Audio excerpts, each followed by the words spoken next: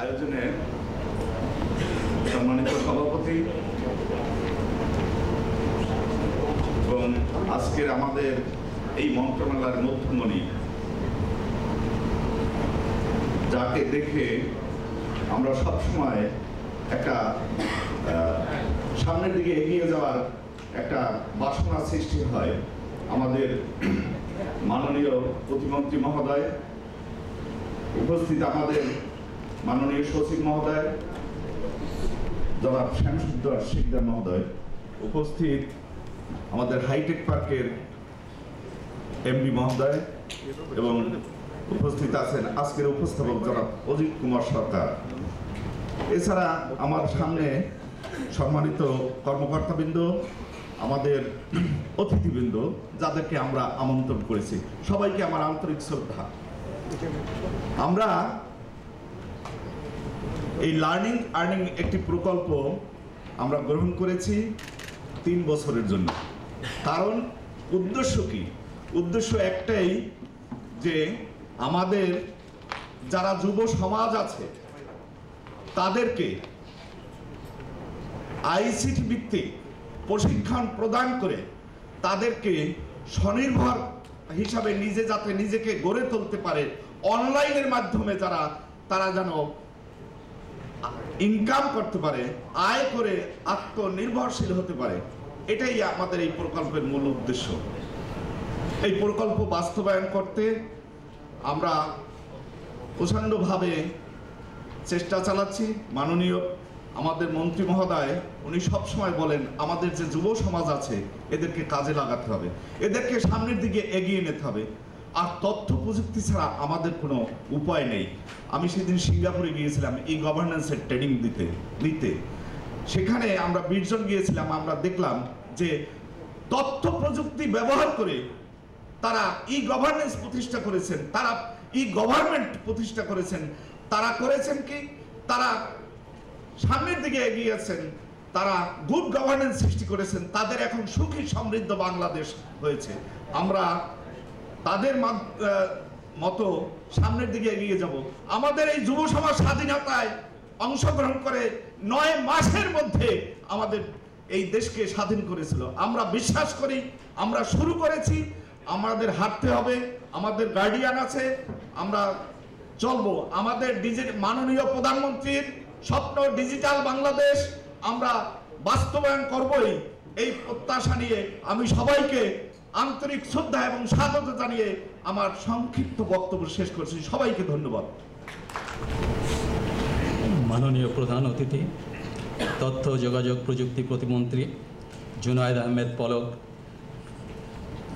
সম্মানিত সভাপতি তথ্য যোগাযোগ প্রযুক্তি বিভাগের সম্মানিত সচিব শ্যামসুন্দর শিকদার, অভ্যাগত অতিথিবৃন্দ, সবাইকে আমার শুভেচ্ছা।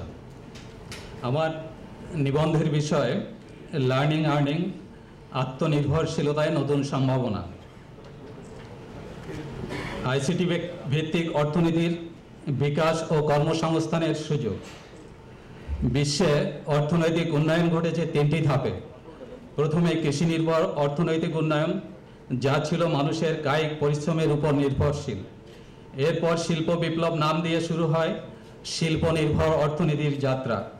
এখানেও রয়েছে কায়িক শ্রম ও যান্ত্রিকতার মিশেল, যা আজও চলছে। তবে উন্নত দেশগুলো এ থেকে উত্তরণের পথ খুঁজছে। 20 শতাব্দীর শেষ ভাগে উন্নত দেশগুলোতে তথ্য প্রযুক্তি বিপ্লব নাম দিয়ে শুরু হয় জ্ঞান নির্ভর অর্থনীতির যাত্রা, আজকের পৃথিবীতে যা ওয়েব বা ইন্টারনেট ভিত্তিক অর্থনীতি হিসাবে সুপরিচিত। উন্নত দেশগুলো ওয়েব ভিত্তিক অর্থনীতি গড়ে তোলায় প্রথমে গুরুত্ব দেয় প্রশিক্ষণে। শিক্ষিত তরুণ তরুণীদের তথ্য প্রযুক্তিতে উন্নত প্রশিক্ষণের সুযোগ করে দেয়। ফলে ওই সব দেশে প্রতি বছর বিপুল সংখ্যক মানুষের কর্মসংস্থান হয়। ইন্টারনেট ভিত্তিক অর্থনীতির প্রসার ঘটে অত্যন্ত দ্রুত। একবিংশ শতাব্দীর এই সময়ে বলা হচ্ছে, যেসব দেশের তথ্য প্রযুক্তি খাত বিকশিত, সেসব দেশের অর্থনীতিও তত উন্নত, কাজের সুযোগও সেসব দেশে বেশি। বর্তমান বিশ্বে তথ্য প্রযুক্তি ছাড়া কোনো দেশের উন্নয়ন সম্ভব নয়। তথ্য প্রযুক্তিতে যারাই বেশি অগ্রগামী তারাই উন্নয়নের ঝড় তুলেছে। আমরা যদি তথ্য প্রযুক্তিতে অগ্রসরমান দেশগুলোর দিকে তাকাই তাহলে দেখতে পাই ওই সব দেশে তথ্য প্রযুক্তির ব্যবহার,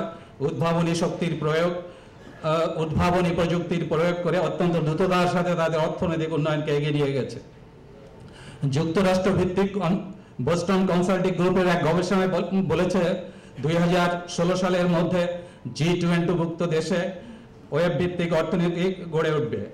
2011 সালে G20 দেশে ওয়েব ভিত্তিক অর্থনীতির পরিমাণ ছিল 2.3 ট্রিলিয়ন US ডলার, যা 2016 গিয়ে দাঁড়াবে দ্বিগুণ অর্থাৎ 4.2 ট্রিলিয়ন মার্কিন ডলার। আমাদের পার্শ্ববর্তী দেশ ভারতের অর্থনীতির দিকে তাকালে আমরা দেখতে পাই তথ্য প্রযুক্তির অবদান দেশটির অর্থনৈতিক ভিতকে অত্যন্ত সুদৃঢ় করেছে। বিসিজির গবেষণা প্রতিবেদনে বলা হয়েছে ভারতের ইন্টারনেট অর্থনীতির বিকাশ ঘটছে অত্যন্ত দ্রুত।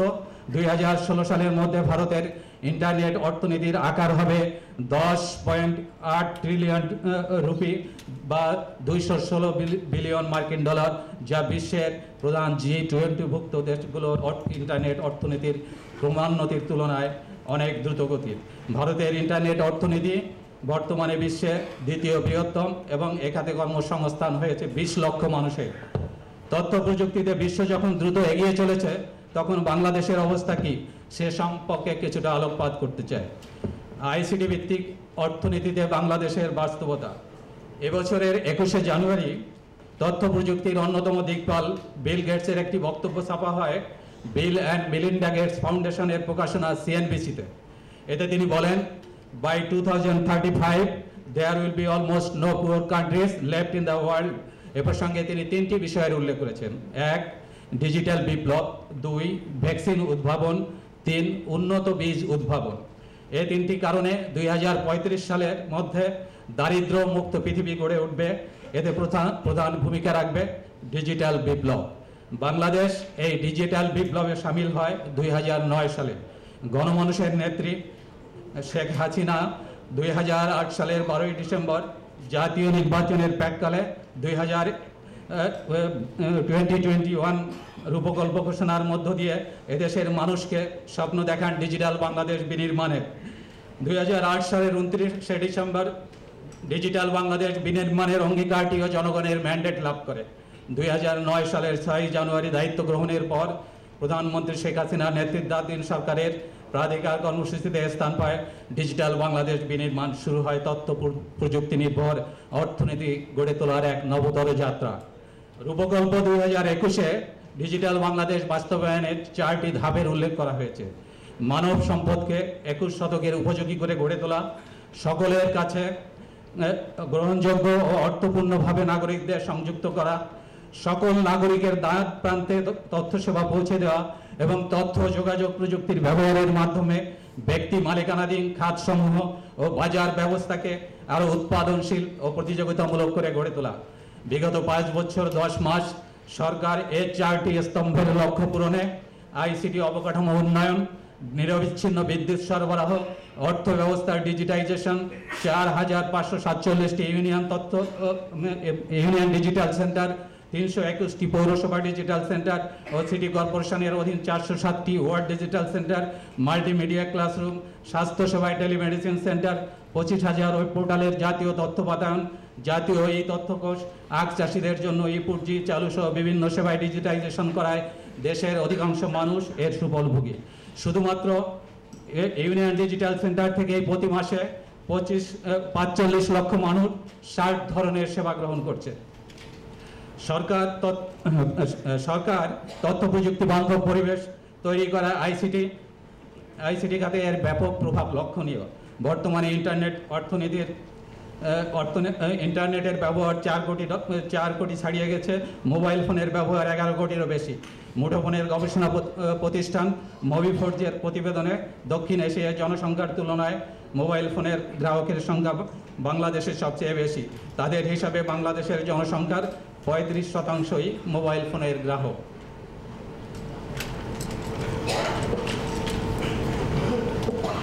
আমি একটু সংক্ষিপ্ত করতে চাচ্ছি, কেন মন্ত্রী মহোদয়ের তাড়া আছে। আমি এবারে যে আজকের যে প্রসঙ্গ, সেই প্রসঙ্গের উপর কিছুটা আলোকপাত করতে চাই। আত্মনির্ভরশীলতায় আউটসোর্সিং খাত ও লার্নিং আর্নিং প্রকল্প। বর্তমানে আত্মনির্ভরশীল হওয়ার গতি অতীতের যে কোনো সময়ের তুলনায় বেশি। আন্তর্জাতিক শ্রম সংস্থা আইএলওর এক পরিসংখ্যানে বলা হয়েছে আগামী এক দশকের মধ্যে বিশ্বে আত্মনির্ভরশীল ব্যক্তির সংখ্যা হবে বর্তমান জনসংখ্যার 40%। ঘরে বসে আয়ের পাশাপাশি আত্মনির্ভরশীল ও আপন পেশাগত দক্ষতা প্রদর্শনের মাধ্যমে টাকা আয়ের মাধ্যমে নিজের কেরিয়ারকে বিকশিত করার জন্যই আউটসোর্সিং খাতকে গুরুত্ব দিচ্ছে বর্তমান সরকার। পরিবারের সবার কাছাকাছি থাকার মাধ্যমে পারিবারিক বন্ধন আরও অটুট হয় আউটসোর্সিং খাতে কাজ করার মধ্য দিয়ে। আর এক্ষেত্রে কাঙ্ক্ষিত মাধ্যম হচ্ছে আউটসোর্সিং। সহজ আয়ের সেরা মাধ্যম হিসেবে এরই মধ্যে সমাদৃত হয়ে উঠেছে এটি। বহির্বিশ্বে কম্পিউটারের মনিটরে সাজিয়ে দিচ্ছে মধ্যস্থতাকারী ওয়েবসাইট, যাদের বলা হয় মার্কেট প্লেস। এই মার্কেট প্লেসই হতে পারে আয়ের নতুন ঠিকানা। যুক্তরাষ্ট্র একাই বছরে 50,000 কোটি ডলারের আউটসোর্সিংয়ের কাজ করছে। শুধুমাত্র ইল্যান্স ওডেক্স মার্কেট প্লেসে 1.5 বিলিয়ন মার্কিন ডলারের কাজ রয়েছে। বর্তমানে বিশ্বে 422 বিলিয়ন মার্কিন ডলারের স্টাফিং মার্কেট রয়েছে, যার মাত্র 10% কম অনলাইন মার্কেটে এসেছে। সময় এসেছে আউটসোর্সিং সহ অনলাইন ভিত্তিক কাজের দ্রুত প্রসার ঘটানো এবং বিলিয়ন ডলারের স্টাফিংয়ের বাজারকে অনলাইন বাজারে নিয়ে আসার। বাংলাদেশ এ বাজার ধরতে প্রয়াস অব্যাহত রেখেছে। প্রয়োজনীয় যোগ্যতা থাকলে যে কেউ কাজগুলো পেতে বেরিয়ে অংশ নিতে পারে। লার্নিং অ্যান্ড আর্নিং প্রকল্প তরুণদের সামনে অপার সম্ভাবনা। বাংলাদেশ আউটসোর্সিংয়ের উৎস থেকে অর্থ উপার্জনকে উৎসাহিত করছে। 2012 সালে তথ্য যোগাযোগ প্রযুক্তি মন্ত্রণালয় দেশের শিক্ষিত তরুণীদের প্রশিক্ষণের মাধ্যমে ফ্রিল্যান্সার হিসেবে গড়ে তোলার জন্য লার্নিং অ্যান্ড আর্নিং কর্মসূচি গ্রহণ করে। প্রথম পর্যায়ে প্রায় 15,000 ফ্রিল্যান্সার তৈরি করা হয়েছে। দ্বিতীয় পর্যায়ে লার্নিং অ্যান্ড আর্নিং প্রকল্পের অধীনে 55,000 শিক্ষিত তরুণীকে প্রশিক্ষণের উদ্যোগ নিয়েছে তথ্য যোগাযোগ প্রযুক্তি বিভাগ। বাংলাদেশের জন্য আউটসোর্সিংয়ে হচ্ছে এ সময়ের সবচেয়ে টেকসই কর্মক্ষেত্র। শিক্ষিত তরুণীদের web, graphic design, search engine optimisation, social marketing, theme design, programming, website management, link building, data entry, typing, article বা ব্লগ রাইটিংয়ের বিষয়ে প্রশিক্ষিত করে আউটসোর্সিংয়ের সম্ভাবনাময় খাত থেকে অর্থ আয়ের সুযোগ করে দেবে লার্নিং অ্যান্ড আর্নিং প্রকল্প।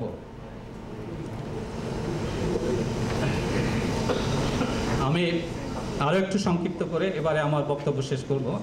তরুণরাই গড়বে দেশ, প্রয়োজন দক্ষ মানব সম্পদে পরিণত করা। ইতিহাসের দিকে চোখ ফেরালে দেখা যায় আমাদের সব অর্জন অদম্য তারুণ্যের জয়গাথা। তাদের জন্য সুযোগ সৃষ্টি করা গেলে তারাই দেশকে সামনের দিকে এগিয়ে নিয়ে যায়। নানা সৃষ্টিশীল উদ্যোগ অর্জনের কৃতিত্বে তারাই আমাদের নতুন আশার সঞ্চারক। এই তরুণদের আধিক্য এখন বাংলাদেশে। গত 11ই নভেম্বর ইউএনএফপি এর প্রতিবেদনে বলা হয়েছে বাংলাদেশে এখন 10 থেকে 24 বছর বয়সী তরুণের সংখ্যা 4.25 কোটি।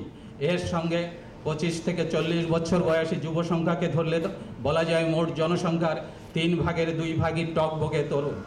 আর সিআইএ দ্য ওয়ার্ল্ড ফ্যাক্টবুকের মতে যখন কোনো দেশের কর্মক্ষম লোকের সংখ্যা আনুপাতিক হারে সবচেয়ে বেশি থাকে, তখন একটি দেশ ডেমোক্রেটিক ডিভিডেন্ড বা জনসংখ্যা তাত্ত্বিক বোনাসে প্রবেশ করে।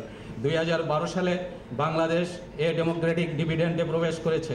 কর্মক্ষম মানুষের এই প্রবৃদ্ধির হার অব্যাহত থাকবে আগামী আরও 2 দশক। ঠিক এরকম জনসংখ্যার সুবিধা নিয়েই 1965 থেকে 1990 সালে পূর্ব এশিয়ার টাইগার অর্থনীতির দেশগুলো উন্নতি করেছিল। চীন বিপ্লবের পরের উত্থান ছিল অনেকটা তরুণদের রক্ত ও ঘামের ফসল।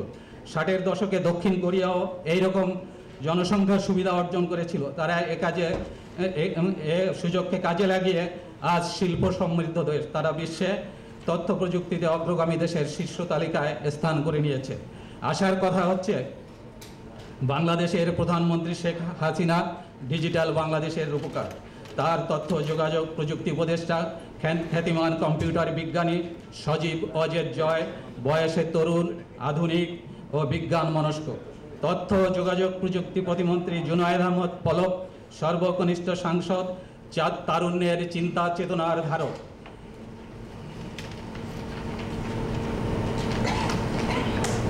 এবং এবং বুদ্ধিদীপ্ত। তাদের ভাবনায় রয়েছে আমাদের যুব শক্তিকে তথ্য প্রযুক্তিকে প্রশিক্ষিত করে দক্ষ মানব সম্পদ হিসেবে গড়ে তোলা।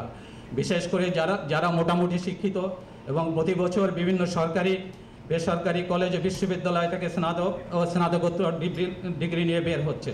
আমাদের প্রত্যাশা তথ্য যোগাযোগ প্রযুক্তি বিভাগ, লার্নিং অ্যান্ড আর্নিং, বাড়ি বসে বড়লোক, freelancer to entrepreneur, mobile app development, leveraging ICT for employment and governance প্রকল্পের মতো দক্ষ মানব সম্পদ তৈরির আরও নতুন উদ্ভাবনী প্রকল্প কর্মসূচি চালু করে জনসংখ্যাতাত্ত্বিক সুবিধাকে কাজে লাগাবেন। শিক্ষিত তরুণ তরুণীদের প্রশিক্ষণের আওতায় নিয়ে আসবেন। এটা করা সম্ভব হলে 2017 সালের মধ্যে এই দেশের অর্থনৈতিক প্রবৃদ্ধিতে তথ্য ও যোগাযোগ প্রযুক্তির অবদান অন্তত 2% নিশ্চিত করা সম্ভব হবে।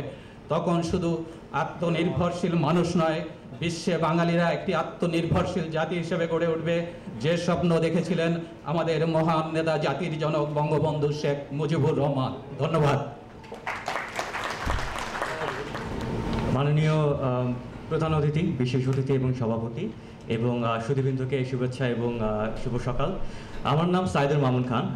আমি এই মুহূর্তে বিশ্বের বৃহত্তম ফিনান্স মার্কেট প্লেস ইলান্স ওডেস্কের বাংলাদেশ মার্কেটের দায়িত্বে আছি। আজকে আমি যে ব্যাপারটা উপস্থাপন করতে চাচ্ছি সেটা হচ্ছে গিয়ে লার্নিং আর্নিং প্রজেক্টে যেটা বলা হচ্ছে যে দেশে দক্ষ ফ্রিল্যান্সার তৈরি করা হবে এবং এটা একটা বিশ্বের বাজার আছে যেটা আমাদের ধরার জন্য এখনই একটু উপযুক্ত সময়।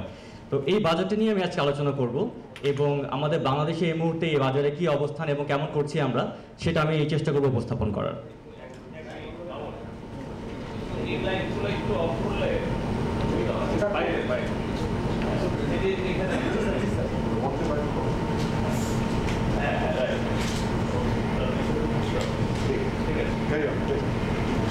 আমাদের এখানে আজকে অনেকেই আছেন যারা হয়তো সরাসরি সেভাবে ফ্রিল্যান্সিং এর সাথে কখনো পরিচয় হননি বা কখনো সামনাসামনি হয়তো দেখেননি।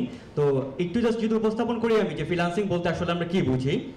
ব্যাপারটি খুবই সাধারণ যে একজন ব্যক্তি তার মেধা অনুযায়ী কাজ করবে, কিন্তু হয়তো কোনো চাকরিতে সীমাবদ্ধ থাকবে না, সে তার নিজের মতো ক্যারিয়ার চালাবে। যেমনটা আমরা দেখি ফিনান্স জার্নালিস্টদের বা ফিনান্স ফটোগ্রাফারদের। একইভাবে আমরা দেখছি এখন বিশ্বে প্রচুর প্রোগ্রামার, ডিজাইনার, আইটি প্রফেশনাল এবং বিজনেস প্রফেশনালরা ইন্ডিপেন্ডেন্টলি কাজ করছে। তারা বিভিন্ন কোম্পানির সাথে কন্ট্রাক্ট অনুযায়ী কাজ হাতে নিচ্ছে এবং শেষ করে তার বিনিময়ে একটা পেমেন্ট পাচ্ছে। আমরা আজকে এই বাজারটা নিয়ে আলোচনা করব যে বাজারটা গড়ে উঠেছে অনলাইন কিছু মার্কেট প্লেসের উপর ভিত্তি করে। তার আগে একটু বলে নিই যে কাজগুলো বেসিক্যালি কীভাবে হয়। আমার ধারণা যারা লার্নিং আর্নিং প্রজেক্টে আছেন তারা অলরেডি এটা জানেন, এবং তারপরে একবার যদি একটা সংক্ষেপে বলে দিই যে কি প্রসেসে কাজগুলো হয়। তো প্রথমতই একজন ফ্রিল্যান্সারকে বা একজন প্রফেশনালকে একটা মার্কেট প্লেসে গিয়ে নিজেকে নিবন্ধন করতে হয় একজন ফ্রিল্যান্সার হিসেবে। এবং আমাদের যে মার্কেট প্লেস ইলান্স ওডেস্ক, এটা এই মুহূর্তে যেহেতু বৃহত্তম আছে এবং এটি ফ্রি, তো আমরা দেখি বাংলাদেশে ম্যাক্সিমাম ফ্রিল্যান্সাররা এখানে এসে কাজ করছে। দ্বিতীয় ধাপ হিসেবে সেখানে তারা একটা প্রোফাইল ক্রিয়েট করে, যেটা তাদের একটি বলা যায় সিভির বিকল্প হিসেবে কাজ করে, যেখানে তাদের সব বিস্তারিত তথ্য থাকে। তারপরে তারা মার্কেট প্লেসের ভিতরে ঢুকে তাদের ক্যাটাগরি বা স্কিল অনুযায়ী জব সার্চ করে যে তারা কোন কোন জবে অ্যাপ্লাই করতে পারবে।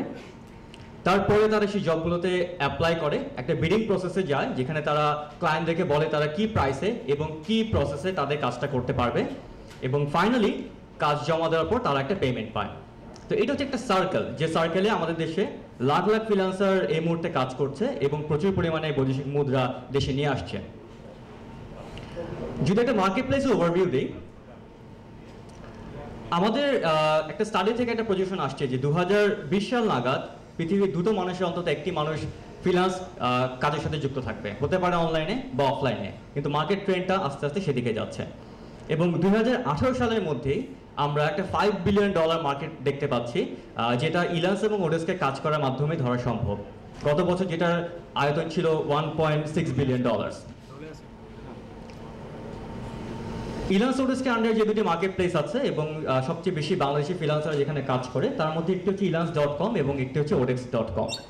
এই দুটো মার্কেট প্লেস মিলিয়ে আমরা আমাদের নেটওয়ার্কে প্রায় 20 লাখের মতো ক্লায়েন্ট আছে যারা কাজ দেওয়ার জন্য ফ্রিল্যান্সার খুঁজছে বা নিয়মিতভাবে হায়ার করছে, এবং তাদেরকে সার্ভ করার জন্য আমাদের প্রায় 80 লাখের মতো ফ্রিল্যান্সার নিবন্ধিত আছে। এবং আমাদের ইলান্স ওডেস্কের ফ্রিল্যান্সারদের 2013 সালে সম্মিলিত উপার্জন ছিল $750 মিলিয়ন। অনেকের ধারণা যে এখানে বোধহয় শুধুমাত্র প্রোগ্রামিং বা কোডিং বা একদম টেকনিক্যাল কাজ করা হয়, বাট আমরা দেখি যে সফটওয়্যার ডেভেলপমেন্ট থেকে নিয়ে শুরু করে অ্যাডমিন সাপোর্ট পর্যন্ত, অ্যাকাউন্টিং থেকে নিয়ে শুরু করে আর্কিটেকচার ডিজাইনিং পর্যন্ত যে কোনো ক্যাটাগরি, যে কোনো স্কিলের কাজ আসলে মার্কেট প্লেসে হয়ে থাকে। প্রয়োজন শুধু মেধার, যে কোন ব্যক্তি কোন প্রফেশনে কতটুকু দক্ষ, সে সেই প্রফেশনেই অ্যাকচুয়ালি কাজ করতে পারে। যদি একটু স্ট্যাটিস্টিক্স শেয়ার করি আমি, এই বছরের জুন পর্যন্ত বাংলাদেশি ইলান্সোডেস্কের রেজিস্টার্ড ইউজারের সংখ্যা 4,29,000, এবং আমরা দেখেছি যে 2012 থেকে 2013 সালে প্রায় 50% গ্রোথ হয়েছে মার্কেটে। তাদের উপার্জন কিন্তু কম নয়। 2010 সাল থেকে নিয়ে 2014 এই বছরের জুন পর্যন্ত বাংলাদেশি ফ্রিল্যান্সারদের সম্মিলিত উপার্জন ছিল $62 মিলিয়ন একটু বেশি, এবং তার মধ্যে 2013 সালে আসছে প্রায় $21 মিলিয়ন, যেটা আগের বছর থেকে কয়েক লাখ জব বা কন্ট্রাক্ট বাংলাদেশে নিয়ে আসছে। এই জবগুলোর বেশিরভাগই যাচ্ছে আইটি এবং প্রোগ্রামিং ক্যাটাগরিতে, যেখানে অবশ্যই টেকনিক্যাল কাজের ডিমান্ডটাই মার্কেট প্লেস সবচেয়ে বেশি দেখি আমরা, বাট তার সাথে দেখছি অ্যাডমিন সাপোর্ট, ডিজাইনিং বা মার্কেটিং এর কাজও প্রচুর। এভারেজ আওয়ারলি রেট যদি বলি যে গড়ে প্রতি ঘন্টায় তাদের কত উপার্জন হচ্ছে, আর্কিটেকচার বা ইঞ্জিনিয়ারিং যারা কাজ করছে বা ম্যানেজমেন্ট ও ফাইন্যান্সে কাজ করছে তাদের উপার্জন ঘন্টায় $10 বেশি হচ্ছে। যারা আগে প্রোগ্রামিং এ কাজ করছে গড়ে $9 করে উপার্জন করছে। খুবই সিম্পল যদি কাজ হয়, কথায় কথায় অ্যাডমিনিস্ট্রেটিভ কাজ যেগুলো ডেটা এন্ট্রি বা ওয়ার্ড প্রসেসিং, সেখানে দেখা যাচ্ছে গড়ে ঘন্টায় প্রায় $3.5 তাদের উপার্জন হচ্ছে, যেটা লোকাল মার্কেটের থেকে আমি মনে করি অনেক বেশি, এবং এই উপার্জনই তারা নিজেদের ঘরে বসে নিয়ে আসছে। টপ স্কিল কি কি, সবচেয়ে বেশি আর্নিং হচ্ছে কি কি স্কিলে। এটা একটি মজার স্লাইড। আমি ফিলিপিন্সে গিয়েছিলাম একটি সেমিনারে, তো সেখানে তারা বলছিল যে এরিয়াতে যেটা দেখা যায় যে খুব বেশি সফটওয়্যার ডেভেলপমেন্ট বা কাস্টমার সাপোর্টের কাজ পাওয়া যায়, এবং ফিলিপিন্সে খুব বেশি অ্যাডমিনিস্ট্রেটিভ সাপোর্টের কাজগুলো যায়, বাট আমাদের একটা গভর্নমেন্ট বিষয়, এবং সেখানে আমরা দেখি কমপ্লিটলি টেকনিক্যাল যে জগৎটা সেটারই আসলে আধিপত্য। তো আমরা যদি চাই যে বাংলাদেশে সবাই কাজ করবে বা বাংলাদেশে তরুণ সমাজ ফ্রিল্যান্সিং আসবে, আমরা আসলে যে কোনো ক্যাটাগরি তাকে যদি দক্ষ করে গড়ে তুলি তাদের পক্ষে সম্ভব। বা যদি লক্ষ্যটা হয় এমন যে $1 বিলিয়ন মার্কেটের অধিকাংশ উপার্জনটা আমাদের দেশে আসবে, তাহলে আমাদেরকে নজর দিতে হবে আরেকটু হাই এন্ড টেকনিক্যাল স্কিলগুলোর উপরে, যে স্কিলগুলোতে আমি মনে করি এখন আমাদের দেশে জনশক্তির অভাব আছে। আমার পক্ষ থেকে আর দুটো স্লাইড দিয়ে আমি শেষ করব। প্রথমত আমাদের কারেন্ট চ্যালেঞ্জেস কি কি, যেটা আমরা ইলান্সোডেস্কের পক্ষ থেকে মনে করি যে কারণে বাংলাদেশি ফ্রিল্যান্সাররা এখন 7 নম্বরে আছে বাট 1 নম্বরে যেতে পারছে না, সেই চ্যালেঞ্জগুলোর মধ্যে যেহেতু আমরা সব জায়গাতে আমাদের মাতৃভাষায় কথা বলি এবং আমাদের এডুকেশন সিস্টেম এখন পর্যন্ত অনেকখানি বাংলার উপর নির্ভরশীল, কিন্তু যখনই তারা মার্কেট প্লেসে বা গ্লোবাল মার্কেটে যাচ্ছে দেখা যাচ্ছে যে ইংরেজি কমিউনিকেশনটা খুবই ইম্পর্টেন্ট হয়ে যাচ্ছে, যেটার দক্ষতা অনেকের হয়তো নেই, অথবা হয়তো জানছে না যে আমি বাংলাদেশে যেভাবে কথা বলি একটা অফিসে, হয়তো একইভাবে সৌদি আরবের একটা ক্লায়েন্টের সাথে আমি নিজের ব্যবসা চালু করে এন্টারপ্রেনারশিপের দিকে যেতে পারি। তো রেকমেন্ডেশন আমাদের পক্ষ থেকে এটাই থাকবে যে যারা লার্নিং এবং আর্নিং প্রজেক্টে কাজ করবেন, অনেক ইনস্টিটিউটে অনেক এখানে আছেন, প্লিজ চেষ্টা করুন ফ্রিল্যান্সার তৈরি না করে প্রফেশনাল তৈরি করার। সেমিনারের কারিগরি বিভিন্ন দিক নিয়ে আমাদের সামনে অত্যন্ত সুন্দরভাবে বক্তব্য প্রদান করলেন জনাব সাইদুল মামুন খান, কান্ট্রি ডিরেক্টর ইল্যান্স ও ওডেক্স। সম্মানিত সুধীবৃন্দ, ইতিমধ্যেই আমাদের মাঝে এসে উপস্থিত হয়েছেন ডাক, টেলিযোগাযোগ ও তথ্য প্রযুক্তি বিষয়ক সংসদীয় স্থায়ী কমিটির মাননীয় চেয়ারম্যান জনাব ইমরান আহমেদ এমপি। আমাদের মাঝে এসে উপস্থিত হয়েছেন বাংলাদেশ কম্পিউটার কাউন্সিলের নির্বাহী পরিচালক জনাব এস.এম. আশরাফুল ইসলাম। সম্মানিত সুধীবৃন্দ, এই পর্যায়ে বক্তব্য রাখছেন সুধী মণ্ডলী। এসেই বক্তৃতা পাড়া যে পড়ে যাবে এটা আমি প্রস্তুত ছিলাম না, কারণ আমার এখানে না বসে আপনাদের সাথে ওখানে বসা উচিত ছিল। আমি একজন লার্নার, আমরা যখন আর্নিং এর কথা বলি, হয়তো আর্নিং আমার প্রয়োজন নাই, বাট লার্নিং এর নিশ্চয়ই প্রয়োজন আছে। হয়তো আমি বক্তব্য দিতে একেবারেই করবো না, শুধু আপনাদের আলোচনার সুযোগ পাবো, এটার জন্য সবাইকে ধন্যবাদ দিয়ে আমার বক্তব্য। সম্মানিত সুধীবৃন্দ, আপনারা জানেন যে ধনের দেবী লক্ষ্মী এবং বিদ্যার দেবী সরস্বতী। বলা হয়ে থাকে লক্ষ্মী এবং সরস্বতী নাকি লক্ষ্মী ও সরস্বতীকে একসাথে বসার ব্যবস্থা করে দিয়েছে, অর্থাৎ আগে সরস্বতীর আরাধনা, তারপর লক্ষ্মীর বর পাওয়া, অর্থাৎ আগে শেখা তারপর উপার্জন করা। ওনার জন্য প্রতিনিয়ত 56,000 বর্গ মাইল থেকে এই প্রভাত ভিলেজে হেঁটে চলেছেন আমাদের সকলের প্রিয় জুনায়েদ আহমেদ পলক ক্যাপ্টেন।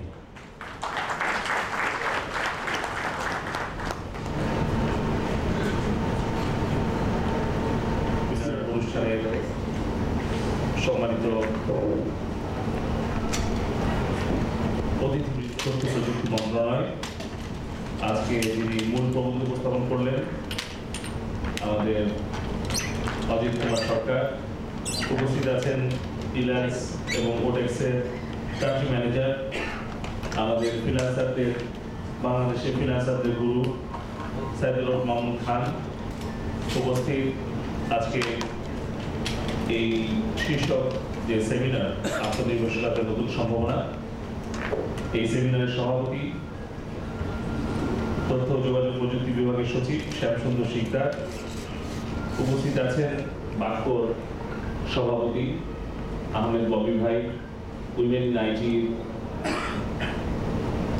নেতা এবং আমাদের আইটি সেক্টরের একজন রোল মডেল লোনা আপা, দোহাটেকের কর্ণধার, উপস্থিত আছেন বাংলাদেশ কম্পিউটার সমিতির সহসভাপতি স্বপন ভাই এবং আমাদের তথ্য যোগাযোগ প্রযুক্তি বিভাগের বিভিন্ন পর্যায়ের প্রশাসনিক কর্মকর্তাবৃন্দ এবং 162টি প্রতিষ্ঠান যারা আর কি লার্নিং অ্যান্ড আর্নিং এই প্রকল্পটি বাস্তব।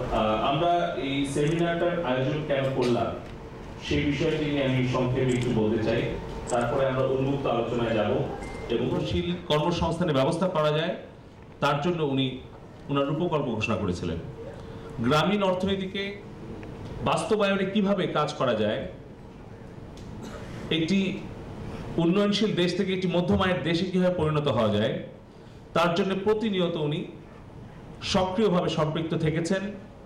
আইসিটি পলিসি তৈরি করা, ব্রডব্যান্ড পলিসি তৈরি করা, টেলিকম পলিসি তৈরি করা, আমাদের বাংলাদেশের মোবাইল নেটওয়ার্ক দ্রুত সম্প্রসারণ করা, ফিক্সড ব্রডব্যান্ড, মোবাইল ব্রডব্যান্ডের সম্প্রসারণ করা, ইন্টারনেট ব্যবহারকারীর সংখ্যা বৃদ্ধি করা, এই সকল বিষয়ে প্রত্যেকটি সময় উনি নিজে সক্রিয়ভাবে অংশগ্রহণ করে আমাদেরকে নির্দেশনা দিয়েছেন। কিন্তু শহর হিসেবে ঢাকা কিন্তু সারা বিশ্বে ফ্রিল্যান্সিংয়ে তৃতীয় অবস্থানে আছি। মাত্র 5 বছরের মধ্যে আমরা এই অবস্থান তৈরি করেছি। আমরা গত শুক্রবারে না মামুন, আমরা একটা সেমিনারে উপস্থিত ছিলাম, খুব ব্যতিক্রম ধর্মী। আজকে কাশেম ভাই আসছেন কি? আসেন নাই? ও আসছেন, আমি ভুলে গেছি। ইন্টারনেটের উপরে নির্ভরশীল পেশাজীবী হয়ে গেছে, অর্থাৎ ইন্টারনেট নির্ভর পেশায় তারা এখন আছে। এই সংখ্যাটা আমরা আরো বাড়াতে চাই। আমরা লক্ষ্য করেছি যে বাংলাদেশের 2 লক্ষেরও বেশি সম্ভবত ওডেক্স এবং ইল্যান্সে আমাদের সদস্য রয়েছে, যদিও এর মধ্যে হয়তো আচ্ছা এখন বেড়ে গেছে। আমাদের ওডেক্স এবং ইল্যান্সের সাম্প্রতিক পরিসংখ্যানে দেখা গেছে 4.5 লাখ ফ্রিল্যান্সার তারা নিবন্ধিত আছে। এই 4.5 লাখ নিবন্ধিত ফ্রিল্যান্সারদের মধ্যে হয়তো এই যে 2016 সাল পর্যন্ত আমাদের এই প্রজেক্ট চলবে এবং আমরা 16 সালের মধ্যে 55,000 তরুণ তরুণীকে আমরা ফ্রিল্যান্সার হিসেবে তৈরি করব। আমাদের উদ্দেশ্য আইসিটি সেক্টরে ফ্রিল্যান্সিং এর দক্ষতা অর্জনে এই 55,000 জনকে প্রশিক্ষিত করা, বিশ্ববাজারে আইসিটি সেক্টরে আউটসোর্সিং এর সক্ষমতাকে আরো প্রসার ঘটানো, বিশ্ববাজারে যে কর্মসংস্থান নোট করবেন। আর আপনি কথা বলার আগে দয়া করে আপনার পরিস্থিতিটা একটু বলে দিতেন। ধন্যবাদ। মাইক্রোফোন আরো কয়েকটা রাখতে হবে। General manager. সো আপনারা জানেন যে আমরা নিউ রাইজ আমরা লাস্ট 3 ইয়ার্স বাংলাদেশে ট্রেনিং প্রোভাইড করছি। তো আমরা যেটা চেষ্টা করছি যে একটা হচ্ছে ট্রেনিং, কোয়ালিটি ট্রেনিং। মাননীয় মন্ত্রী মহোদয় আমি ধন্যবাদ জানাই যে প্রধানমন্ত্রী বাংলাদেশে যে একটা ডিজিটাল বাংলাদেশের যে স্লোগান দিয়েছেন, ডিজিটাল বাংলাদেশ, আমাদের দেশে ট্রেনিংয়ের জন্য একটা হচ্ছে ইনফ্রাস্ট্রাকচার, একটা হচ্ছে man power, lab of infrastructure, man power. আমি মাননীয় প্রধানমন্ত্রীকে ধন্যবাদ জানাই যে বাংলাদেশের ইনফ্রাস্ট্রাকচার তৈরি হয়ে গেছে। আমরা ইনফ্রাস্ট্রাকচার তৈরি করে দিয়েছি, সব কোম্পানিগুলোকে হার্ডওয়্যার অনেক কোম্পানি নিয়েছে, সব জায়গায় আছে, বাট ট্রেন ম্যান পাওয়ার নেই। এবং ট্রেন ম্যান পাওয়ারের জন্য মাননীয় মন্ত্রী যে একটা প্রকল্প নিয়েছেন, আমি একটা কথাই বলবো যে এই প্রকল্প যেন যোগ্যতার ভিত্তিতে যেন কাজ দেওয়া হয়, এখানে যেন একটা ট্রান্সপারেন্সি থাকে, যারা কোয়ালিটি ট্রেনিং কাজ প্রোভাইড করতে পারবে। এবং একটা কথা হলো কি, পার্সোনালি একটা জিনিস হচ্ছে কি, বাংলাদেশে যেরকম যে একটা কোম্পানির আন্ডারে যদি আমরা আউটসোর্সিংয়ে কাজ করি, তাহলে আমরা কোয়ালিটি ট্রেনিং কাজ করতে পারবো, স্কিল ম্যান পাওয়ার তৈরি করতে পারবো। এবং এই মার্কেট গ্লোবালি আমি বলবো আইটি সেক্টর যে রেগুলেশন, বাংলাদেশে সেই রেগুলেশন করা সম্ভব। বাট যদি এখানে ব্যক্তিগতভাবে বিভিন্ন কাজ হয়, কোয়ালিটি কাজ না হয়, এই 55,000 লোকের উপর ডিপেন্ড করতেছে যে আমরা যদি কাজটা সাকসেসফুলি করতে না পারি, বাংলাদেশ থেকে আইসিটি মার্কেট চলে যাবে। আমি মাননীয় মন্ত্রী সবাইকে বলবো, এখানে আপনারা খুব কেয়ারফুলি যদি এটাকে প্রজেক্টটাকে মনিটরিং করেন এবং 21st সেঞ্চুরির মধ্যে বাংলাদেশে যে সারা গ্লোবাল আইসিটি সেক্টর যে রেভলিউশন হবে, আমরা সেই রেভলিউশনে অংশগ্রহণ করতে পারবো। আমি নিউ হরাইজন্সের পক্ষ থেকে মাননীয় মন্ত্রী যে উদ্যোগ নিয়েছে, আমি বলবো যে একটা অনেক ভালো একটা উদ্যোগ নিয়েছে এবং এই উদ্যোগে আপনাকে ধন্যবাদ, সবাইকে ধন্যবাদ জানাচ্ছি। আল্লাহ হাফেজ। আসসালামু আলাইকুম। আমি Mohammad Humayun Kabir, general manager IT Bangla limited. Mohammad Humayun Kabir, general manager IT Bangla limited. আমি দুটা বিষয়ে একটু আলোচনা করতে চাই। একটা হচ্ছে আমাদের সাইদুল মামুন ভাই যেটা বলছেন যে লার্নিং আর্নিং এর ক্ষেত্রে বা ওদেরকে বিভিন্ন ফ্রিল্যান্সিং এর কাজ করার ক্ষেত্রে ইংরেজি ভাষাটা খুব একটা প্রতিবন্ধক, এটা একটা। আরেকটা বিষয়, আমরা ট্রেনিং এর সঙ্গে জড়িত 14 বছর, আমরা আউটসোর্সিং এর উপর অনেক ট্রেনিং প্রোভাইড করেছি। আমরা যে সমস্যাটা দেখেছি যে ট্রেনিং পরবর্তীতে যারা অ্যাকাউন্ট করে, ওদেরকে বা বিভিন্ন প্লেসে যারা অ্যাকাউন্ট করার পরে তারা বিভিন্ন সমস্যার সম্মুখীন হয়। এখানে কোনো যদি অনলাইন হেল্প বা ফিজিক্যাল হেল্প না করা হয়, সেই ক্ষেত্রে যারা আউটসোর্সিং এর কাজ করতে চায় তারা পিছু হটে যায়, বা তাদের কাজটা বা কাজ ফিট করে তারা সফলভাবে কাজ আনতে পারে না, বা আনতে পারলেও সাকসেসফুলি করতে পারে না। তো এই কারণে এই প্রজেক্টের যারা যেখানে কাজ করবে বা যারা মনোনীত হবে, তাদের যদি জেলা পর্যায়ে একটা হেল্প সেন্টার থাকে এবং অনলাইন হেল্প সেন্টার তো ডেফিনেটলি থাকবেই, এটা যদি করা হয় তাহলে আমার মনে হয় যে ফ্রিল্যান্সিং এর জগতে সবাই খুব ভালোভাবে পদার্পণ বা 55,000-55,000কে খুব সুন্দরভাবে আমরা গড়ে তুলতে পারবো। ধন্যবাদ। My name is Holil Mondal. I'm CEO and Director of CIS. We are in addressing this issue for years, both into IT as well as human resource development. We are seeing Bangladesh that with this project, we feel that there should be a training directly with outsourcing, in the sense that we see that the international market will require items, the resource will require items to the international market, and part of our job, of course, is to guide them in the rightful manner. Now, the thing is that just pairing them is one thing, but at the same time, we feel that handshaking with the international market would require a few of us to take key role to introduce them to the rightful institutions where they can do the work. So I feel that the government of Bangladesh can play a very important role there, along with the two key resources along with. Thank you. Thank you. Learning কিছু যখন দেখলাম, আমার যে ছোট্ট কথা সেটা হলো যে আমরা যে কন্টেন্টগুলি পড়াবো, সেই কোর্সগুলি আমরা করাবো, সেই কোর্সের যে আপনার অ্যাক্রিডিটেশনটা এবং ইউনিক ফর্ম যেটা থাকে, এটা আমরা আমাদের কল সেন্টারের এক্সপিরিয়েন্স দিয়ে বলছি, ওই ভাই আরও জিনিস থেকে হয়তো বা শেয়ার করতে পারবেন যে আমাদের যে লার্নিংয়ের যে কন্টেন্টগুলি আছে, আমরা আগে দেখেছি executive training, NIT, Aptech, we have teacher experience to learn. So আমাদের এখন যে অপরচুনিটি এখন আমাদের এসেছে সামনে, যে সম্ভাবনা অপার সম্ভব, সেই সম্ভাবনা থেকে আমাদের লার্নিংয়ের ফিল্ডে যাতে আমাদের মন্ত্রীবৃন্দের কাছে আমাদের একটা থাকবে যে কারিকুলামটা যাতে একটা আমাদের ইন্টারন্যাশনাল স্ট্যান্ডার্ড, এবং এটা যাতে আমরা গর্ব করতে পারি। আমি বুঝতে পেরেছি আপনার পয়েন্ট খুবই সুন্দর। কথা হচ্ছিল যে এখানে আমরা একটা সেট করবো যে মিনিমাম কোয়ালিফিকেশন অ্যান্ড কি কারিকুলাম হবে। তো এর মধ্যে আজকে কয়েকটা নিয়ে আলাপ হয়েছে যে ওয়েব ডিজাইন, তারপরে গ্রাফিক্স, এটা অলরেডি করা হয়ে গেছে। আমাদের মনে হয় স্ব এরিয়াতে আমাদেরকে শেখাতে হবে। তো আমাদের কারিকুলামটা নিয়ে আমরা jointly we can work with an organisation.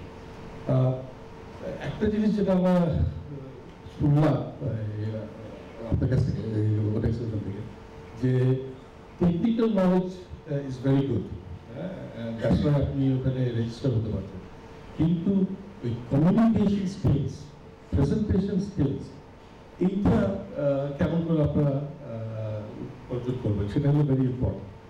এখন আপনার সবাই ফ্রিল্যান্স, আপনার বাসায় কাজ করছেন, ভেরি গুড, হ্যাঁ, কিন্তু আপনাকে একসময় মাসে অ্যাটলিস্ট ওয়ান্স আ মান্থ আপনাদের গ্রুপ হয়ে নিজেদের মধ্যে কথা বলতে হবে। বিকজ আমি যেটা দেখেছি ইংলিশে যদি কেউ কথা বলতে চায়, ক্লাসরুমে পড়ে এসে কিন্তু সে ইংলিশ বলতে পারবে না। সো একটা ফোরাম থাকতে হবে আপনাদেরকে, যেই উপজেলা হিসাবে যারা আপনার কনস্ট্যান্টলি আপনারা নিজেরা ডিসকাস করবেন মার্কেট ট্রেন্ড কী হচ্ছে। মোর ইম্পর্টেন্টলি ওই সময় আপনারা যদি কোনো লেকচারকে আনেন কোনো এরিয়াতে আপনাকে কোনো করে সাপোর্ট দেবে, সেই সব জার্নি যাতে আমাদেরকে সবাইকে নিতে হবে আর কি। হ্যাঁ, তো আমি তোমাদেরকে বলবো যে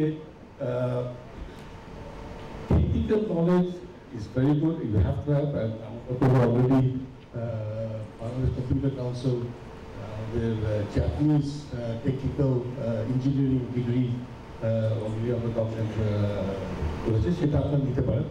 Because certification is very important from an international recognized independent body. যদি এটা করতে পারেন, সার্টিফিকেশনটা হিসেবে যদি যেতে পারেন, তাহলে আমরা দেখবো যে আপনি $3 থেকে আপনার আস্তে আস্তে আমি কুইক ক্যালকুলেশন করলাম, সেখানে দেখলাম যে যদি 50% কাজ করে, the average yearly income per person is coming to about $100, $200. আমার মনে হয় এখানে আমাদের একটু দেখা দরকার যে হোয়াট ইজ দ্য প্রাইস। একটা দেখছি যে লোক পাওয়া হচ্ছে, কিন্তু আমি দেখলাম 2,500 কোম্পানি।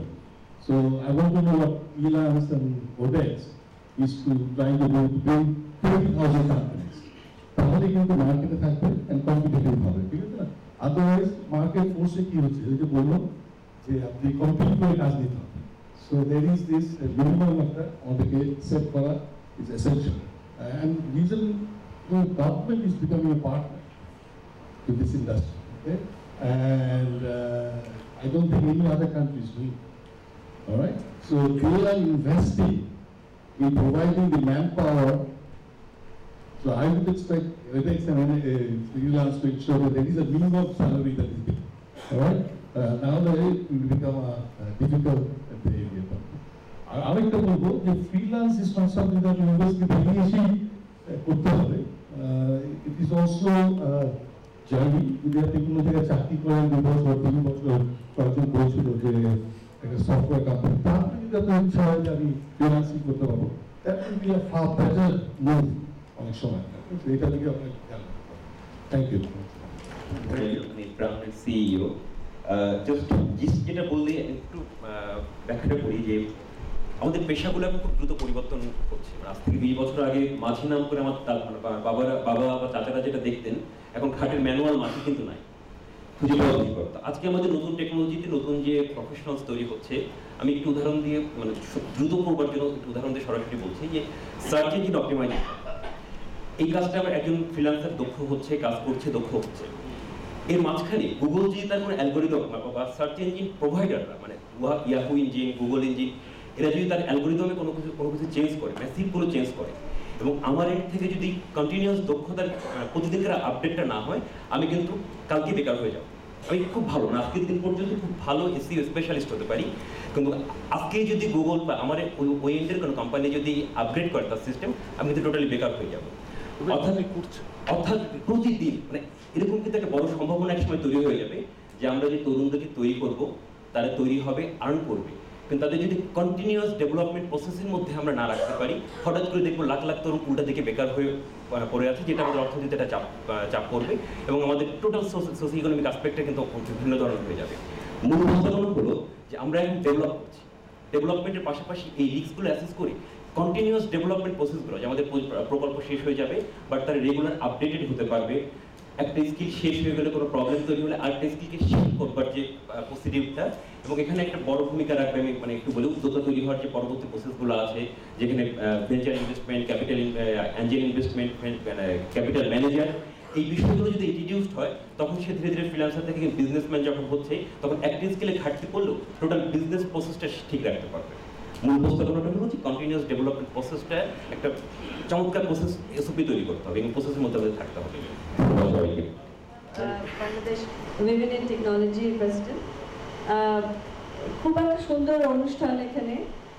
ইমরান ভাইও খুব কম কথায় অনেক কিছু বললেন এবং আমাদের মিস্টার স্যার, কিন্তু এসে খুব মনটা খারাপ হয়ে গেল এখানে, যে এখানে রং নেই কোনো।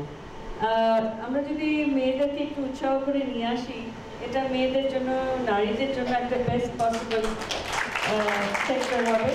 এইটাতে আমি একটু মন্ত্রী মহোদয় আপনাকে একটু অনুরোধ করবো যে আমরা যদি সবাই মিলে এই জায়গাটায় একটু অ্যাওয়ারনেস বিল্ডিং করি, যেভাবেই হোক চিন্তা ভাবনা করে দেখা যেতে পারে। এটা একটা। আর লোকাল আউটসোর্সিং কিন্তু অনেক কাজ আছে, লোকাল বিপিওর কিন্তু অনেক কাজ আছে। এটাও যদি আমরা একটু দেখি যে প্রথমেই যদি আমি আগে বাইরে না চেষ্টা করে লোকালটা করি, তাহলে আমাদের ইন্ডাস্ট্রিটাও গ্রো করবে, তারপরে আমাদের এখানে একটা বেসটা তৈরি হবে অফ ট্যালেন্ট পুল। এইখান থেকে আরেকটা যেটা করছি, আমরা কিন্তু অ্যাক্সেস টু মার্কেট দেখাচ্ছি, কিন্তু এইখানে আমি বলবো যে আমরা অনেক যারা পুরনো কষ্ট করে ব্যবসা করতে এসেছি, এই যে ফ্রিল্যান্সাররাই তো একদিন উদ্যোক্তা হবে। তো এইখানে অ্যাক্সেস টু ফাইন্যান্সেরও একটু ব্যাপারটা যাতে একটু সহজ করা যায় ফর আইটি, কারণ আইটিকে অ্যাসিস্ট করার জন্য কিন্তু এখনও আমাদের ফাইন্যান্সিয়াল ইনস্টিটিউশন ব্যাংকদের কিন্তু এই ধারণাগুলো খুব কম আছে। মানে টাকাটা কীভাবে যে একটু লোন একটু বড় করে করতে গেলে, একটা লোন পেতে গেলে এই জায়গাটা বোধহয় একটু অ্যাড্রেস করার আমাদের ব্যাপার আছে। আর access to market, access to finance যেটা বলছি আমি। আর তারপরে আমি বোধহয় এখানে একটু বলতে চাই যে রিট্রেনিংয়ের বোধহয় প্রয়োজন আছে। একটা ট্রেনিংয়ের পরে রিট্রেনিংয়ের দরকার হয়। আমি অ্যাবসলিউটলি একমত যে এই সেক্টরে এত বেশি দ্রুত চেঞ্জ হয়, that this is very important. But প্রথম কথাটা হলো যে আমাদের যদি মেয়েদেরকে একটু এনগেজ করা যায়। অনেক ধন্যবাদ। আমি বাংলাদেশ কম্পিউটার সমিতির ভাইস প্রেসিডেন্ট। আমার অর্গানাইজেশনের নাম হাইটেক প্রফেশনাল। আমরা অনেক আগে থেকেই মাল্টিমিডিয়া নিয়ে কাজ করি। বাংলাদেশের মুক্তিযুদ্ধের উপরে আমরা 96 সালে একটা মাল্টিমিডিয়া সিডি করেছিলাম বাংলাদেশের কাজ থেকে। সেটি সম্ভবত প্রথম মাল্টিমিডিয়া সিডি ছিল। এই ভূমিকাটুকু বললাম। আমি আমার বক্তব্যকে মাল্টিমিডিয়াতে একটু সন্নিবেশিত করতে চাই। আমাদের দেশের যেই প্রধানতম সমস্যা ইংরেজি ক্ষেত্রে, শিক্ষার ক্ষেত্রে যেই সীমাবদ্ধতাটা আছে, সেটি অনেকাংশে উত্তরণ ঘটে যায় যদি এটা মাল্টিমিডিয়াতে এই কন্টেন্টগুলো, মাল্টিমিডিয়া কন্টেন্টগুলো তৈরি করার বিষয় আসে। সেখানে ল্যাঙ্গুয়েজটা বার না, এবং এটা একটা লেবার ইন্টেন্সিভ জব। এখানে শ্রমঘন এবং সৃজনশীলতা এটার মধ্যে কাজে লাগে। ফলে আমাদের দেশের সাধারণ মানুষ যারা ন্যূনতম শিক্ষা আছে, কম্পিউটারের লার্নিংটা আছে, তারা এটাতে খুব বেশি যুক্ত হতে পারে।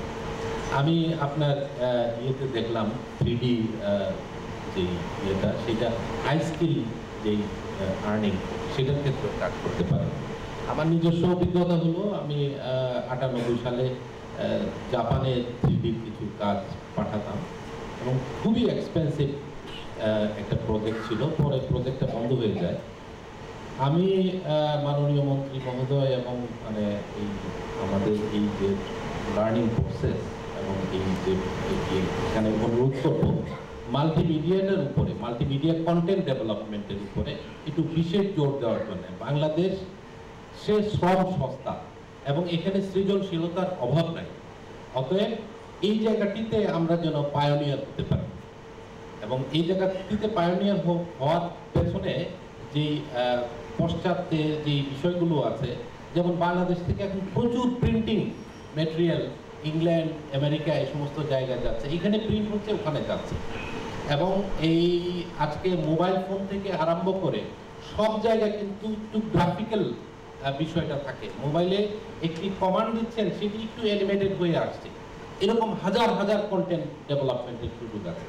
আমি অনুরোধ করব এই জায়গাটিতে একটু বিশেষ জোর দেওয়ার জন্য, কারণ আমাদের দেশ মাল্টিমিডিয়া রিলেটেড কাজটাকে অনেক বেশি গ্রিপের মধ্যে আনতে পারবে, এটা আমার বিশ্বাস। ধন্যবাদ। আমি আল ইমরান সুজন, আমি রংপুর থেকে এসেছি। আমার প্রতিষ্ঠানের নাম রংপুর সব প্রাইভেট লিমিটেড। তো আমি বেশি কথা বলবো না, অল্প পরিসরে, বেয়াদবি নেবেন না। আমি কান্ট্রি ডিরেক্টর ভাইয়ের সাথে একমত জ্ঞাপন করতে চাই যে আসলে আমাদের ফ্রিল্যান্সার প্রোফাইল অনেক ভারী হয়ে গেছে, আমরা আসলে স্কিল এখনো ডেভেলপ করতে পারিনি। তো আমি রিকোয়েস্ট করব, বেয়াদবি নেবেন না, রিকোয়েস্ট করব, সেটা হচ্ছে আমাদের এই 3-5 দিনের যে ট্রেনিং গুলো হবে, এই 3 দিন হোক বা 5 দিন হোক, আমার মনে হয় এটা আরো বাড়ানো উচিত। এই বাজেটেই প্রত্যেকটি উপজেলায় একটা করে স্থায়ী অফিস সম্ভব এবং 3 মাসের ট্রেনিং সম্ভব। এই বাজেটেই প্রত্যেকটি উপজেলায় 3 বছরের জন্য স্থায়ী একটা করে অফিস সম্ভব, যেটা সরকারের মুখ আরো উজ্জ্বল করবে। এবং এই ধরনের প্ল্যান নিয়ে আগানো উচিত। আমার কাছে এই ধরনের একটা খসড়া রয়েছে, প্রত্যেকটি উপজেলায় একটা করে স্থায়ী অফিস করা সম্ভব এবং এক একটি স্টুডেন্টকে এই খরচে 3 মাসের ট্রেনিং দেওয়া সম্ভব। তাহলে আমার মনে হয় ভালো জনশক্তি তৈরি হবে। এবং আমি আপনাদেরকে আরো একটি কথা বলি, রংপুর সব 27 সেপ্টেম্বর থেকে আমরা যাত্রা শুরু করি। আমাদের মূলত কাজ যেটা হচ্ছে ওডেক্স এবং ইলার্স, এর বাইরে আমরা কাজ করি না। আমাদের ফুল টাইম এমপ্লয়ি বর্তমানে 500 এবং আমরা ফ্রিল্যান্সার ক্রিয়েট করেছি 1200 এবং একই ছাদের নিচে আমরা 500 একসাথে কাজ করি ফুল টাইম এমপ্লয়ি রংপুরে, রংপুর সফটে ছেলে মেয়ে উভয়। আমাদের সাথে প্রায় 35 জন মেয়ে কাজ করছেন ফুল টাইম। ধন্যবাদ সবাই। যেহেতু এটা ট্রেনিং প্রজেক্ট, আমি একটু ট্রেনিং ডিজাইন যারা করছেন, আমি একটা জিনিস একটু জানতে চাই। আমি একটা অনেক ওল্ড এডেজ আছে অ্যাবাউট লার্নিং প্রসেস, যে 70% learning happen on job, 20% through coaching and only 10% through in a classroom. So আমরা একটা ট্রেনিং শেষ করে দিলাম, আমরা আসলাম, গেলাম, লাঞ্চ করলাম এবং শেষে একটা সার্টিফিকেট নিয়ে চলে গেলাম। কিন্তু ট্রান্সফার অফ ট্রেনিংটা অ্যাসিওর করার জন্য বা এটার ফিডব্যাকটা কী হবে, এটা এই বিষয়ে আপনারা নজর দেবেন, এই রিকোয়েস্ট করে আমি আমার আমার আরেকটু পরিচয় হলো, আমি আছি মাওলানা ভাষানী বিজ্ঞান ও প্রযুক্তি বিশ্ববিদ্যালয়ের আইসিটি ডিপার্টমেন্টের অ্যাসিস্ট্যান্ট প্রফেসর। তো এখানে আমি একাডেমিশিয়ান হিসেবে আসলে মোহাম্মদ আহসান হাবিব মাওলানা ভাষানী প্রযুক্তি বিশ্ববিদ্যালয়ের আইসিটি বিভাগে আছে অ্যাসোসিয়েট প্রফেসর হিসেবে। তা আমি কয়েকটি প্রস্তাবনা দিতে চাই। সেটি হলো আমাদের দেশের যে প্রবলেমগুলি তুলে ধরলেন আমাদের সাইদুর রহমান খান ভাই। তো উনি যেটা বলেন, আসলে আমাদের এই লোকাল মার্কেটে আমরা যদি এরকম একটা লোকাল মার্কেট তৈরি করতে পারি, যেখানে আমাদের ইন্টারন্যাশনাল মার্কেটে যাওয়ার আগে আমাদের ফ্রিল্যান্সাররা এই মার্কেটে একটু ট্রেন আপ হবে, যেখানে আমরা আমাদের সফটওয়্যার কোম্পানিগুলিকে আমরা একটু এনকারেজ করতে পারি 5 থেকে 10% কাজ তারা এখানে আউটসোর্সিং করবে। তাতে হবে কি, আমাদের সফটওয়্যার কোম্পানি যারা আছে তারা ওইখানে কাজ দেওয়ার ব্যাপারে কিভাবে কাজ দিতে হবে ইন্টারন্যাশনালি সেটা একটু তারা শিখতে পারবে, অ্যাজ ওয়েল অ্যাজ আমার লোকাল মার্কেটের যে ফ্রিল্যান্সার আছে তারা কিন্তু ওইখানে শিখতে পারবে যে কিভাবে আমার কাজ কনভিন্স করতে হয় ইন্টারন্যাশনাল মার্কেটে যাওয়ার আগে, যে জায়গাটায় আমাদের গ্যাপ আছে। তো এই কারণে আমাদের কান্ট্রি ওয়াইড একটি পেমেন্ট সিস্টেম, আমরা যদি ইন্টারন্যাশনাল পেমেন্ট সিস্টেমে কিছু ভীতি আছে, আমাদের ইন্টারন্যাশনাল সিকিউরিটি ব্যাপার আছে, তো লোকাল মার্কেট প্লেসে আমাদের লোকাল একটি গেটওয়ে করতে পারি কিনা, পেমেন্ট গেটওয়ে, যদিও একটু অর্থ মন্ত্রণালয়ের হেল্প লাগবে, এরকম কিছু চিন্তা করা যেতে পারে। কিন্তু এখানে একটি সিকিউরিটি চ্যালেঞ্জ আছে, একাডেমিশিয়ান হিসেবে আমি একটু বলতে চাই, সিকিউরিটি কিছু চ্যালেঞ্জ আছে, এটি ওভারকাম করতে হবে। আর রেগুলার ট্রেনিং এর ব্যাপারে স্যার আসলে আমাদের প্রত্যেকটি উপজেলায় বা জেলা লেভেলে যদি অফিস থাকে সবচেয়ে ভালো হয়, যেটি একটু আগে আমার একজন বক্তা বললেন। তো আমাদের টিভি প্রোগ্রাম আমরা যদি একটু রেগুলার বেসিসে সংসদ টিভি বা আমাদের অন্য কোনো মিডিয়ার মাধ্যমে আমরা রেগুলার যদি কোনো অ্যাওয়ারনেস প্রোগ্রাম বা ডেভেলপমেন্ট কি হলো এসইও গুগলে করি অথবা অন্যান্য যে অ্যালগরিদমে কি পরিবর্তন হলো, এটি আমরা একদম ফিক্সড প্লট যদি আমরা করি, আমাদের মনে হয় আমাদের রুট লেভেলে যে ট্রেনিংটা করবো তার সাথে সাথে এই টিভি প্রোগ্রামটি কিন্তু আমাদের কাজে দিবে। কারণ অনেক বড় বড় বিশেষজ্ঞ আছে, তারা ঢাকার বাইরে যেতে চান না, কিন্তু প্রত্যন্ত অঞ্চলে যেহেতু আমরা উপজেলা লেভেলে যাচ্ছি, হয়তোবা আমরা আমাদের মতো টেকনিশিয়ানরা ছাড়া তো রুট লেভেলের প্রত্যন্ত অঞ্চলে যেতে চাই না স্যার, আসলে অনেক ব্যস্ততার জন্য। তো এই বিষয়টি দেখবেন। আর কোয়ালিটির ব্যাপারে আসলে স্যার কোনো কম্প্রোমাইজ করা যাবে না, কারণ আমরা আইসিটি ছাত্র হিসেবে স্যার আমি বলবো আইসিটির শিক্ষা দিয়ে আমরা দেখি যে ছাত্ররা শিখে ঠিকই, কিন্তু তারা ওই চাকরি নির্ভর হতে চায়। আমি শত চেষ্টা করেও আমি ফ্রিল্যান্সিং অনেক ট্রেনিং দিয়েও আমার মেধাবী ছাত্রদেরকে ফ্রিল্যান্সিং আনতে পারিনি। তারা সেই গতানুগতিক চাকরি করার ব্যাপারে বেশি অভ্যস্ত। আমি পারিনি স্যার, আমি ব্যর্থ। কিন্তু আমাদের সোশ্যাল ইনফ্রাস্ট্রাকচারকে আমাদের মনে হয় একটু ডেভেলপ করতে হবে। আর ফ্রিল্যান্সার যারা করে তাদের যে সমস্যাটা, কোনো সার্টিফিকেট পায় না যে তাদের এক্সপিরিয়েন্স, এরকম কোনো আমরা একটা প্ল্যাটফর্ম করতে পারি কিনা যে ফ্রিল্যান্সিং করলেও আমরা এই প্রতিষ্ঠান থেকে বা কোনো একটা বডির মাধ্যমে সে অ্যাক্টিভলি ফ্রিল্যান্সিং করেছে, আমরা প্রতি বছর তার ওয়ার্কিং অ্যাক্টিভিটিস থেকে তার ন্যাশনাল একটা র্যাঙ্কিং করে তাকে একটা সার্টিফিকেট দিব যে সে এই বাংলাদেশে এই প্রতিষ্ঠান আন্ডারে ওডেক্স বা ফ্রিল্যান্সিং এর মাধ্যমে এই পরিমাণে সে কাজ করেছে, এরকম একটা সার্টিফিকেট যদি দেয় তাহলে সেটা ভালো হবে। এই এরকম আমাদের বলতে বলেছিল। Thank you.